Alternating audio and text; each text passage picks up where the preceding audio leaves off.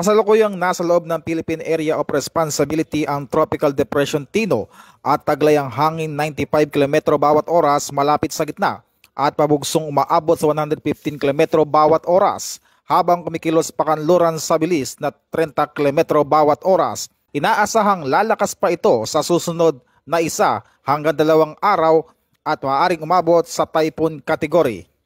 Itinaas na ang signal number 2 sa bahagi ng Eastern Samar, Dinagat Islands at Bocas Grande habang signal number 1 naman sa ilang bahagi ng Visayas at Mindanao. Nagbabala rin ang pag-asa ng storm surge o pagtaas ng alon na aabot sa mahigit 3 metro sa Dinagat Islands, Eastern Samar, Leyte, Western Samar at Surigao del Norte.